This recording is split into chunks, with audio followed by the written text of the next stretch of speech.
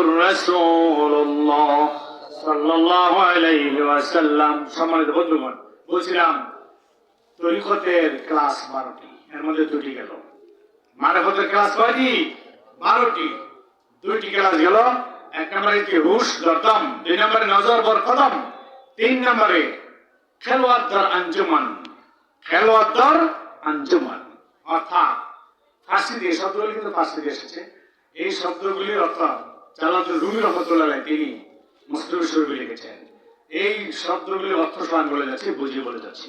তাহলে নজর বর কদমের পরে কি খেলোয়াড়দের আঞ্জুমান, তৃতীয় শ্রেণী। তৃতীয় শ্রেণীর খেলোয়াড়, খেলোয়াড় মানে খুব গোপনে থাকা, নিরিবিলি থাকা, নির্জনে থাকা। খেলোয়াড়দের আঞ্জুমান, নিরিবিলি অবস্থান করা। আমি আপনি মুরিদ হওয়ার আগে যেভাবে সবার সাথে আড্ডা পাড্ডায় চলেছি, সবার সাথে অনেক সময় কাটিয়েছি, এখন ওইভাবে চলি না। অর্থাৎ আমি আপনি যখন মুরিদ হওয়ার পরে 3 নাম্বার ক্লাস উঠবো, তখন নিরিবিলি চলবো, কথা কম বলবো। প্রয়োজন ছাড়া কথা নাই, প্রয়োজন ছাড়া খাবার নাই, প্রয়োজন ছাড়া ঘুমানো নাই। কম কথা বলা, কম খাবার খাওয়া, কম ঘুমানো, কম মানুষের সাথে মেলামেশা করা, মানুষের সাথে কম সময় দিব, কম সময় দিব। অর্থাৎ নিজেকে নিজে বেশি সময় দিব, নিরিবিলি সময় কাটাবো। আল্লাহকে স্মরণ করে করে চলবো, নবীকে স্মরণ করে চলবো, নিজের মুর্শিদকে স্মরণ করে করে চেহারা মোবারক খেয়াল করে করে চলবো।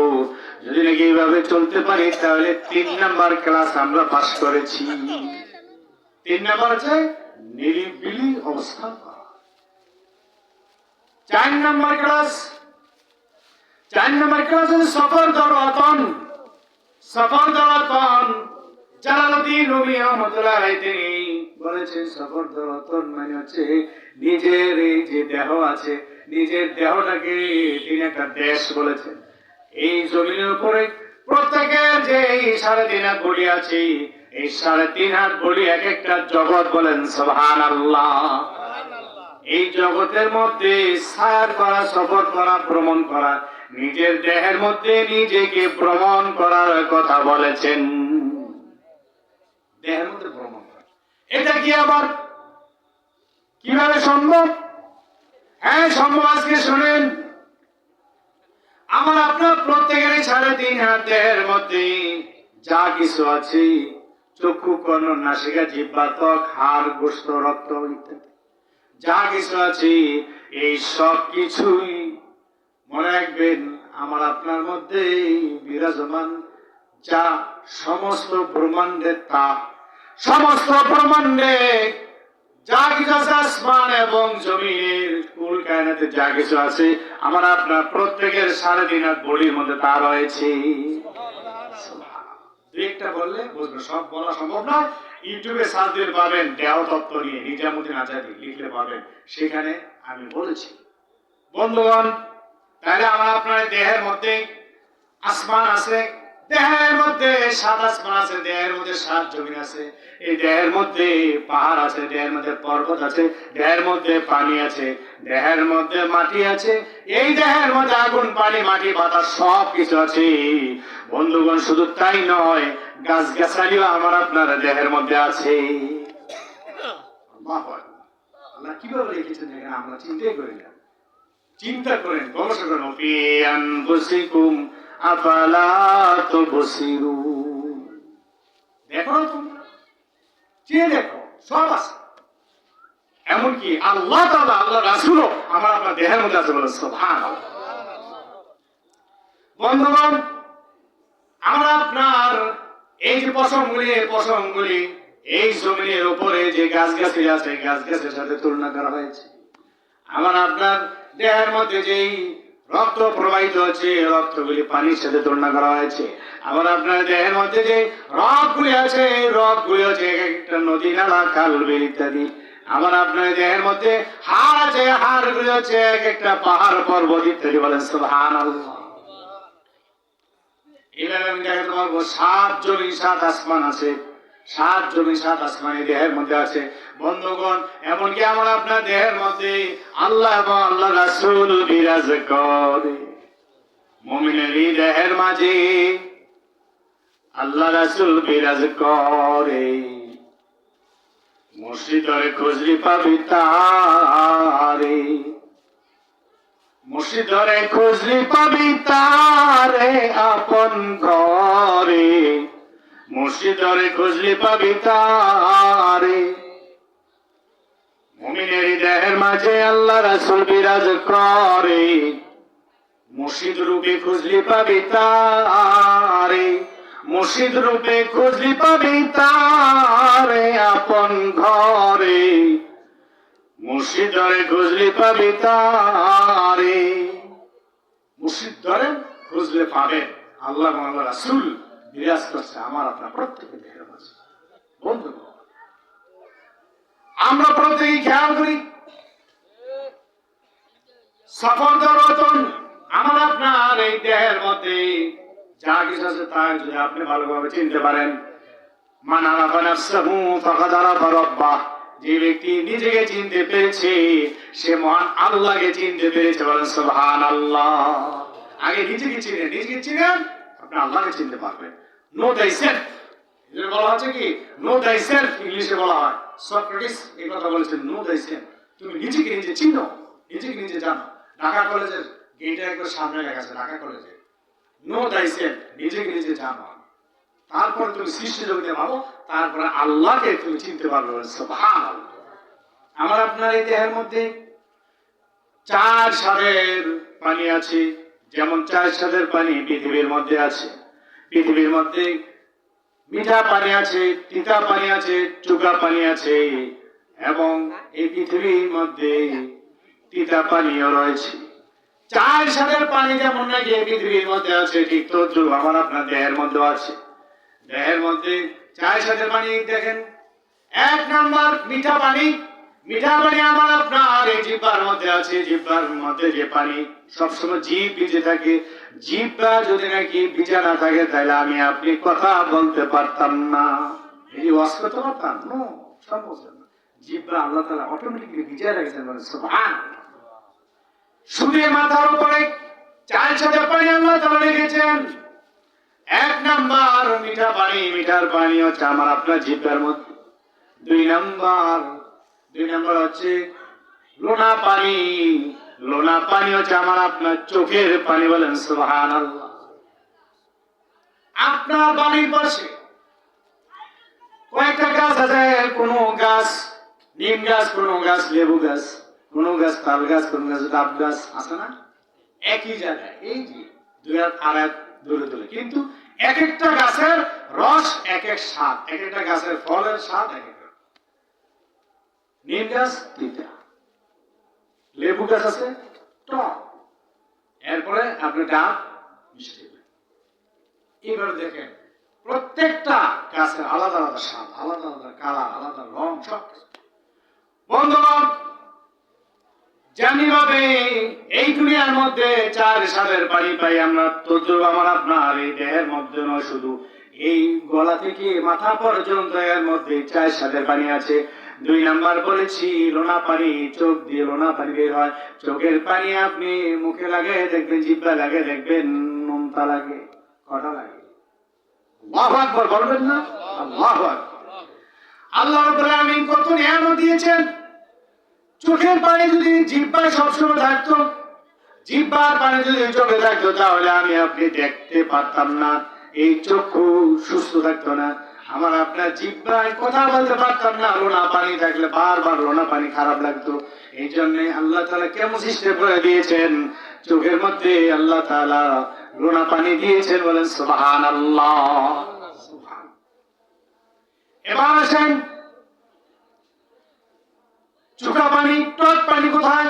টক পানি আমার আপনার নাক দিয়ে সর্দি হলে যখন যে পানিটা বের হয়, সর্দি হলে যে পানি বের হয়, এই পানিটা হচ্ছে চুকা পানি, টক পানি। এই পানিটা আল্লাহ তাআলা মাথা থেকে বের করেন। বলেন সুবহানাল্লাহ। মাথা থেকে বের করেন। আপনি যদি সর্দি আসে, আর একটা প্রাসঙ্গিক কথা বলি, যদি সর্দি হয় বেশি, তাহলে আপনি নামাজের সময় সিজদাটা লম্বা করে দেন, অথবা নফল নামাজ পড়েন, নফল বাড়ায় দেন, বাড়ায় দিবেন, ওই সময় সিজদা করবেন লম্বা লম্বা সিজদা। তাসবিহ পড়বেন বেশি করে। যদি আপনি সিজদা লম্বা করে করতে পারেন, ইনশাআল্লাহ আপনার সর্দি ভালো হয়ে যাবে। সুবহানাল্লাহ। এটা আমি জাস্ট নিজে প্রমাণ। সিজদা লম্বা করবেন, মাথার পানিগুলি সব আপনার নাক দিয়ে যাবে, নাক দিয়ে এসে বের হলে কিন্তু আপনার গলা দিয়ে ঢুকে যাবে, আপনার মাথা ক্লিয়ার, আপনার সর্দি শেষ। বলেন সুবহানাল্লাহ। কত কুদরত! আমরা তো পড়ি না, জানি না। নামাজ পড়েন, আপনি 5 ওয়াক্ত নামাজ আদায় করেন, আপনার প্রতিদিন 5 কেজি, মনে রাখবেন 5 কেজি প্রতিদিন হাওয়া, যে হাওয়াগুলি মানুষের ক্ষতিকর, গ্যাস্ট্রিক হয় না, গ্যাস্ট্রিক বলে না, গ্যাস্ট্রিক পেট ভরে রয়েছে, খাইতে পারে না, খেতে লাগে না, এমনই গ্যাস্ট্রিক মানুষের কি হয়, হার্ট স্ট্রোক শুরু করে দেয়। গ্যাস্ট্রিকের কারণে মানুষ এই যে বমি করে, মাথা ঘুরায়, অনেক কিছু, শুধু গ্যাসের কারণে। বন্ধুগণ, আল্লাহ তাআলা সব কিছু রেখেছেন আমাদের জন্য। আমরা 5 ওয়াক্ত নামাজ পড়েন, আমরা সব ভালো। বলেন সুবহানাল্লাহ। দৈনিক প্রত্যেক ব্যক্তির মধ্যে খারাপ হাওয়া, যেগুলো নাকি কার্বন ডাই অক্সাইড বলা হয়, ওই কার্বন ডাই অক্সাইড খারাপ যেই হাওয়াটা আছে, হাওয়াটা মানুষের ভিতরে প্রবেশ করে দৈনিক 5 লিটার, 5 লিটার বলেন, 5 কেজি বলেন, তা প্রবেশ করলে ওই মানুষটা একটা সময় অসুস্থ হয়ে পড়ে।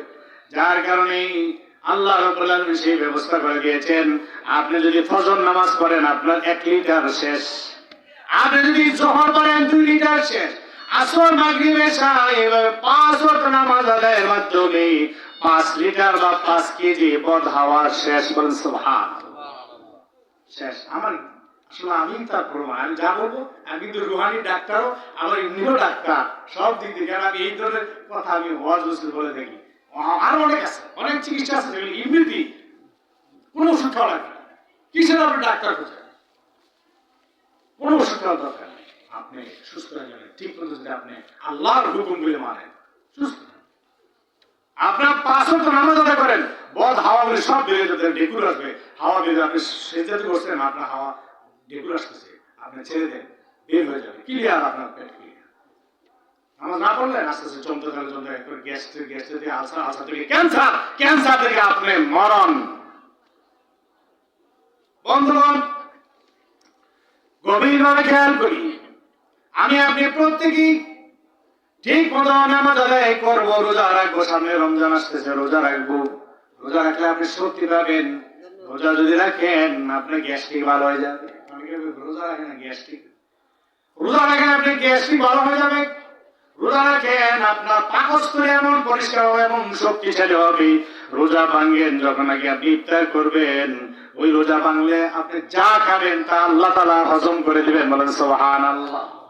সব হজম হয়ে যাবে রোজা রাখলে। বন্ধুগণ, এবার আসেন প্রত্যেকেই খেয়াল করি, কেউ কেউ হুজুর কেবল তরিকার কথাই বলেন, শরীয়তের কথা খেয়াল করি। আল্লাহ রাসূল সাল্লাল্লাহু আলাইহি ওয়াসাল্লামকে মারিফত বা তরিকা শিখিয়েছেন। আল্লাহ নবী সাল্লাল্লাহু আলাইহি সাল্লামের উপর কোরআন নাযিলের আগে 15 বছর যাবত তিনি হেরা পর্বতের গুহায় তিনি ধ্যানে মগ্ন ছিলেন। বলেন সুবহানাল্লাহ। মারিফত আগে, শরীয়ত আসলে পরে। 15 বছর 1 মাস তিনি শুধু গুহার মধ্যে ছিলেন।